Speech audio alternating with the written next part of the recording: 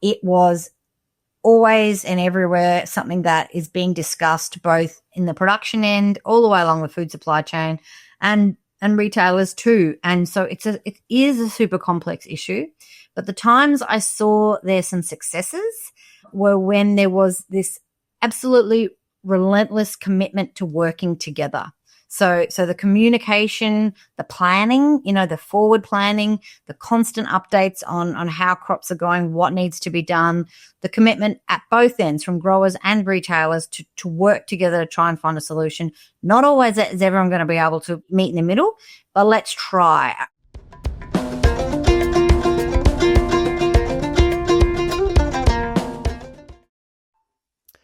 Welcome to Season 3 of Food Waste Matters, the podcast where we have those conversations about the fight against food waste. So each episode we talk to people who are finding smarter ways to make the most of our food, from farmers and businesses to researchers and industry leaders. But reducing food waste isn't just about the environment. It's also about supporting our local growers, saving money, and making sure perfectly good food doesn't go to waste. So if you're looking for practical ideas, real conversations, and actionable solutions, Food Waste Matters is for you. Hello and welcome to Food Waste Matters. I'm your host, Dr. Joanne Freeman from Honey & Fox. And on this podcast, we speak with people who are tackling food waste head on, whether that's in a paddock, the packing shed, the kitchen, or in a boardroom. Each episode shares practical ideas and real-world examples to help us all reduce waste, save money, and make better use of our food resources. And in this episode, we are heading to the paddock. So joining me today is Melissa Smith, a Churchill Fellow, an educator, a founder of Real Skills Ag Training, and more recently, she's worked with End Food Waste Australia to help food businesses and horticultural enterprises improve their efficiency and profitability by reducing food waste through process improvements. Now, Melissa recently travelled through Europe and the US to look at how other countries are tackling on-farm food waste, especially in fruit and vegetable production. So we'll be talking about what she saw, what stood out, and how we might apply some of those ideas here in Australia, from gleaning to value adding and better management systems. There's so much to cover in this episode. So, Melissa, thanks for joining me today on Food Waste Matters. And let's just get right into it. So let's start with your Churchill Fellowship. So what motivated you to focus on farm food waste in horticulture, and what did you hope to learn by going overseas? Thanks, Joanne. It's amazing to be here, and thanks for your interest in this topic that I think it's a really important topic, and that's what made me interested in it. I was a farmer. I experienced firsthand what it's like to grow food that doesn't make it to market or into people's tummies, which is the goal, or make me any money, which is, as a business, that's the goal too. And then, as a good use of our resources, it's bad for the planet when we put all that effort into growing something and precious resources and it doesn't make it to where it was meant to go. So my role with End Food Waste Australia with the Horticulture Sector Action Plan really highlighted the scale of the problem in Australia. Basically, 25% of fruit and vegetables that are grown, if you look at across the board, aren't leaving the farm, costing industry billions of dollars. The work that showed it was just under $2 billion cost, that's at least 10 years old, that research now. So it's costing industry a lot of money. So that's my friends, my family, my old colleagues. It's affecting us personally. And so what did you hope to learn by going overseas? And can you just give us a bit of a snapshot on what the Churchill Fellowship is as well? Yeah, it's an amazing thing, the Churchill Fellowship, and I would encourage anybody to have a look at it because it's really not meant to be just for people. It's not aimed at academics. It's not aimed at even people who have a university education. You don't even need a Year 12 education. It's really aimed at getting Australians overseas to learn about a topic that's of benefit to Australia, and you will bring that learning back to Australia.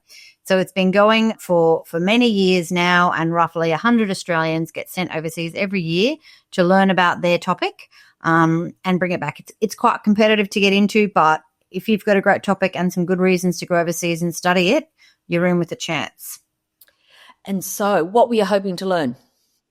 I was hoping to learn, I must say also, Hort Innovation were the sponsor for my scholarship. So it's really great that they put their money where their mouth is to send people overseas looking for these solutions. So I was hoping, as I did the work on the Horticulture Sector Action Plan, I could see that there's people all around the world working on this topic, and there's activity happening all around the world to try and reduce on-farm food waste. So what I was hoping to do was learn from those people who are having success, hear from them what are the pitfalls, so that we have a bit of a blank page to work with here in Australia in regards to creating this new system, working on policy. So what should we do? What shouldn't we do? So your report highlighted global best practices in food loss reduction. Can you share, a couple of standout examples that you believe could be relevant here in Australia? Yep. Well, something I found, Joanne, is that there are plenty of things we are doing here that are also being done overseas, but maybe they're a bit further down the line. So strong secondary markets was something that I loved to see. So when you can't sell it as a first grade, what are the other things you can do with it? So that could be these mixed boxes. We have a few different people who are doing that in Australia now, who take the second grade produce and put it into a box and sell it for cheaper prices to people on a subscription model. So versions of that overseas, but these good commercial solutions for secondary markets, they're the sort of thing that will stick and work really well. So I saw plenty of that. I also saw in action this thing called whole crop purchase, which is where the buyer agrees to buy the whole crop from the grower, all the grades. And they will find homes for all the different grades. Now, this happens to a degree in Australia with our wholesale markets, our wonderful, wonderful wholesale markets that we have in Australia, where you have a relationship with an agent and they try and find homes for all your grades of produce. But it's not the norm. It's not everywhere. So whereas there are companies, I saw one in the USA called Right Revival, who would work with the sweet potato farmers, teach them about how to harvest the whole crop, because it's a bit of a learning change to go, oh no, you don't leave that in the field anymore. You bring it all in, grade it, and we'll find homes. We'll pay you for all of it, and we'll find homes for all of it. And this meant that growers were being paid substantially more. They're getting a better bang for buck. They're selling more of the crop, and you've got less of that environmental damage of food waste. So that was really exciting to see that in action. So in your report, product specifications came up as a reoccurring issue across countries, and of course it does in Australia as well. What did you learn about retailers and growers and how they're approaching this challenge? And how can we apply some of those lessons here?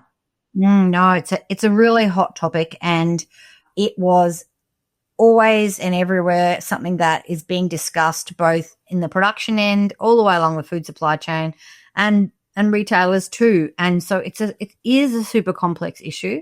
But the times I saw there some successes were when there was this absolutely relentless commitment to working together.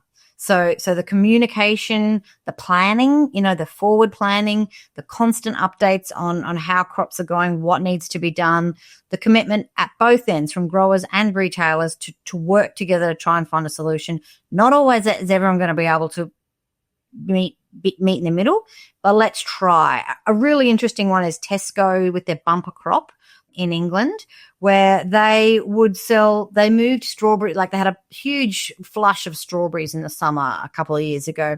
And so they were selling them sort of in bulk boxes. They moved it to the front of store so consumers could see it as soon as they walked in. It really got the product moving. Now, the upside is that it sold more of the product, which is more income. There are downsides. The downsides are that growers are paid significantly less per kilo, and it's tougher to keep strawberries in good condition when they're not in their usual spot in the retail environment. However, on balance, it was a net positive because it's only a short period. It gets people buying it, used to buying strawberries. You get repeat buyers from that. People who hadn't thought strawberries were for them or were they were too expensive, They become new purchasers down the line. And in the end, it's definitely worth it. So that was a good one. But yeah, the specifications issue is something that we are really committed to working on here in Australia in a way that isn't just mudslinging, and it's not just anecdotes. It's deep research from the consumers all the way through to growers. So sometimes it's said, oh no, consumers won't take it. And look, that's not true. Consumers say they'll act in a way and they don't, although some consumers are really consistent. So that's complex, but we need that research there to say, yep, this is what consumers will accept. This is what will move the dial for consumers to accept a broader range. Okay, that's them. This is what retailers need to do to work better with farmers. Here's what farmers want. Let's all meet in the middle and let's start practicing. Let's pilot some things and be really measured so that we don't get any nasty surprises. You know, I've interviewed lots of farmers. How do you change, and you know, this comes up again and again, how do you change that mindset?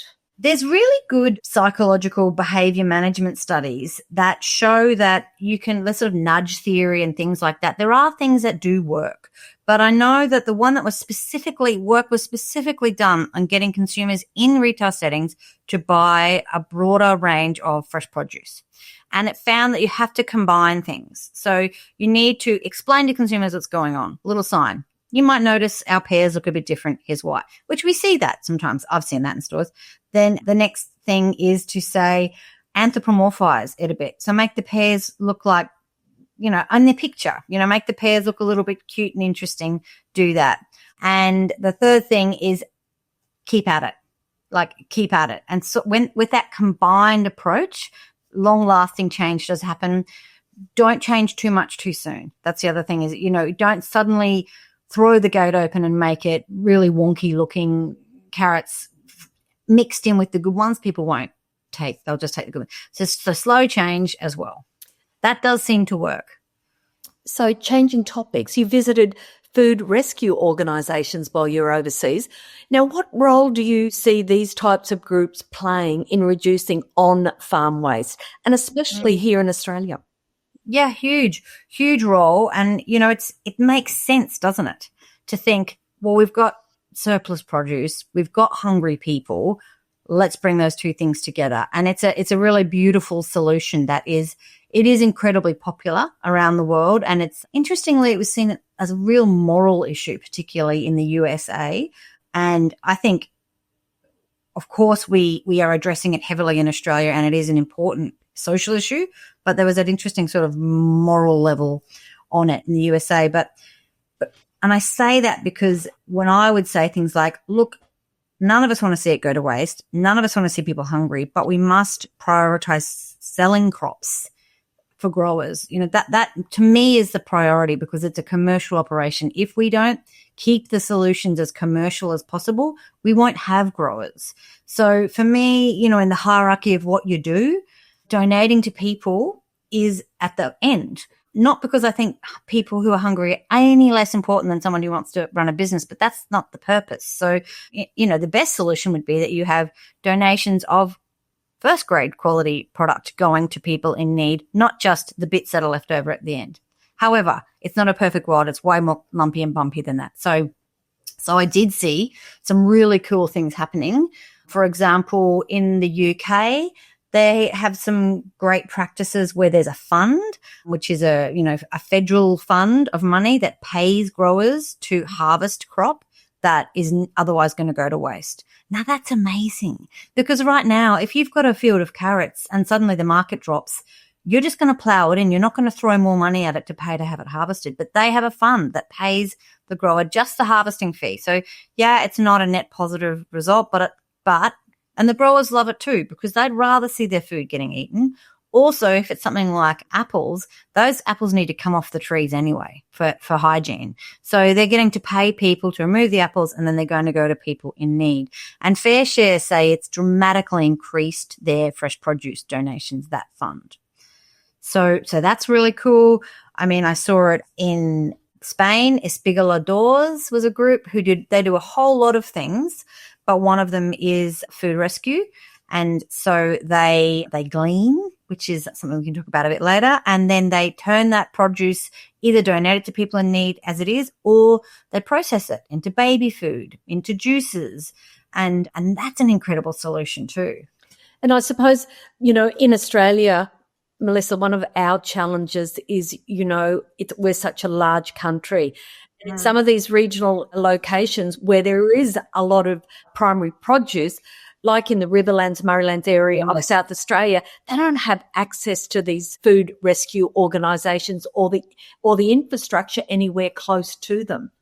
I would say any grower who wants to donate more of their produce, reach out to your food bank in your state, because they may well come and collect it for you. They have funding. They are always trying to get more funding, and they're very good at it to get to farms and collect donations on farms. And we did some research into this, and we would find in this is in remote areas in North Queensland and things, where people would firmly believe there was no solution to them to get fresh produce to food banks, but actually the farm next door was doing it. So they just didn't realize that there is a process, which is maybe you send that bin of produce with your other food and it gets collected from the central market. That's a lot of people are doing that. So there are some of those solutions out there. But as far as people being able to process it, that's another thing altogether. So on that matter, your report recommends investment in value-added processing. So what kinds of opportunities exist for growers to turn their surplus or seconds into some new products, and what kind of support would they actually need? Yeah, it's just such a prize waiting to be plucked, that one. I see it. The massive amounts of produce that are not being used, are being plowed in or thrown into holes in the ground. And I understand why, because it's just, you can't get paid for it. Your business will not exist if you altruistically try to find a solution. But I think that I did see heaps of value adding going on in other countries. And when I was a grower, it wasn't something that I was that interested in because it just yielded so little profit, so like, why would I bother? But I think something we found in the horticulture sector action plan research, which was, we spoke to hundreds of growers, more and more interest now from industry in value add. So it's not just me saying it. It's not just, the boffins in the offices. It is the growers on the ground who are saying, we want some viable value add solutions. So what are the hurdles? Lack of infrastructure. Biggest one is lack of market. So any research now needs to be economic driven. We pretty much know nutritionally what all the products offer. If you dry them, if you juice them, we know the benefits that they have. I don't think there should be a whole lot of research going into that anymore, unless it's proven that's needed. It needs to be market research. So let's find some solutions for some products that is led by economics. Then let's make sure that we can do that in Australia, economically. So it's not going to require really expensive kit or huge amounts of infrastructure or people. How can we do that economically and then test it? And that's a role for people like End Food Waste Australia, Horde Innovation, government, to do that testing, or even food rescue organisations. I saw them doing it really well. It's safe for them to test it, but then picked up by industry and become a commercial entity. So I want to go back to the work that I did in South Australia. So some of the sectors that were doing really great stuff with value adding was olives, dates, and also the honey sector. They were doing some amazing things. So they weren't just primary producers anymore. And I think, Joanna, I just want to say that there are great solutions happening on the ground in Australia right now. I don't want to make out like that no one's doing anything. There are some amazing products out there. And I think, sometimes we can be a bit negative Nelly about it and be like, it's too hard. And then you see solutions like your dates and your olives and your honey, and people are going, no, I'm going to make this work. And that's amazing. And that's the leadership. Yes. So you've spoken about, and I'm dying to find out about this word, you've spoken about gleaning as a powerful community and food security tool. What on earth does that mean? And will it work here? It's people coming on your farm, volunteers, and picking the leftover crop. Because, you think of a cauliflower crop. When people are out there in the paddock, what you train your people to do is recognize what's first grade and what's not. If it's not first grade, you'll leave it behind. And our research has shown, and this is with major growers, the vast majority of what's left behind is great, is edible, is fine. So you have volunteers come in and they harvest what's left behind. Now, I would not have said yes to that when I was a farmer, because the thought of unqualified volunteers coming on my farm to collect the leftovers, whilst I love that idea of the surplus being used, it would have made me really nervous for biosecurity, for, work health safety. So I was surprised to see all of that's been negotiated and dealt with in countries like Spain, like the UK, like the USA, and it's really widespread and it's been going for decades in those countries. And like, it's beautiful really to see it. And in the USA, I went to some gleaning days where schools would come in, and so it's actually a super popular activity. It's a corporate, bonding day, coming in and harvesting sweet potatoes by hand that have been left behind, that then get bagged up and get sent to people who in need. So whilst the thing with gleaning is it doesn't shift the dial dramatically. It's not going to get a huge reduction. But what I found with the group in Spain in particular, who are really aware of this, it's good because it gets produce to people. It's good because it allows you to get in and actually have some proper counting of what's being left behind, because data is one area where we really are lacking. So they could get in, get the data, collect the produce, but it really raises community involvement in the problem of food waste. So what do we need to put in place here in Australia to make it more viable? Well, I think you'd need an organisation who are willing to lead with it a bit more, which would be, I would say, one of the food rescue organisations. But, they're flat out. So it's, I suppose, something that the conversation needs to start. Look, I'm sure it does happen to some degree in Australia. It's not really common. So, yeah, but I think conversations with the right people, we could get it going. Okay, change of topic again. Let's talk about real skills ag training. So tell me about it, and how do your training programs help our growers and agribusinesses to reduce waste or build that circular economy practices in their operations? Well, thanks, Joanne, for that question. This is where I am full-time now, as our family business, Real Skills Ag Training. Look, this is more about the people side of sustainability. So sustainability is really about making the most of your resources, whether that's planetary resources or human resources, because in the end, a sustainable business is one that can keep operating and not leave wreckage in its wake. And so for me, the benefit of good training for people means that businesses can really hit all their other goals. So they can then work better. And I've seen this firsthand. If your staff are well trained, if your managers have that load of training taken off them because they know that, hey, there's this great resource here and my staff, well inducted, well trained, they're safe. I'm not stressed. I can focus on these other things. I can make better decisions. I can not have a major mess up on the farm that's going to lead to a huge food waste issue. When you have this cultural change, it benefits all the way through to the business, from better use of resources to people staying around for longer to better mental health. All of that happens. So our training comes from, my husband is really passionate about how to help people stay safer, but take the load of owners and managers. So it's video-based safety inductions and on-farm training.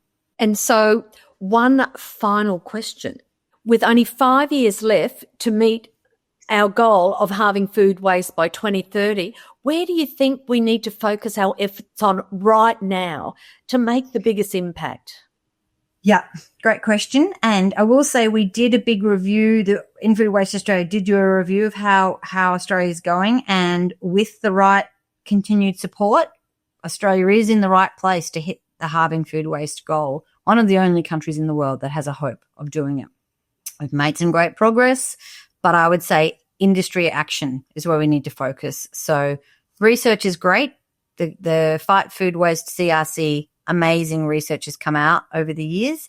Still some more needs to be done, but let's pilot that work. Let's get it out in the field. Let's check that it is fit for purpose, and let's start rolling it out. And let's just keep on relentlessly engaging with industry, whether that's growers or other food businesses. Check in, have them involved, seek their belief and engagement in these solutions. And I think we're in with a chance. Wow. Thank you so much, Melissa. That was a great chat. And I also appreciate you taking the time to share what you've not only seen, but learned. So look, good luck with all the training you've got coming up. And thanks again for being part of Food Waste Matters. Thanks, Joanne. Thanks for your interest. It was great chatting. Well, what a great conversation with Melissa. It's clear that tackling on-farm food waste isn't just about reducing what ends up on the ground. It's also about rethinking our systems, improving skills, and finding practical solutions that work for growers and communities. So if you'd like to learn more about Melissa's work, we've included a link to her Churchill Fellowship report in the show notes, along with details about Real Skills Ag training. And as always, if you have any questions, feedback, or a story about how you're tackling food waste, we'd love to hear from you. Just send us an email at foodwastematters@honeyandfox.com.au. Don't forget, you can catch up on all our previous episodes on YouTube or on your favourite podcast platform, including Spotify, Apple, or Google Play. So thanks again for tuning into Food Waste Matters. Let's keep this momentum going and keep finding better ways to reduce waste together. So until next time.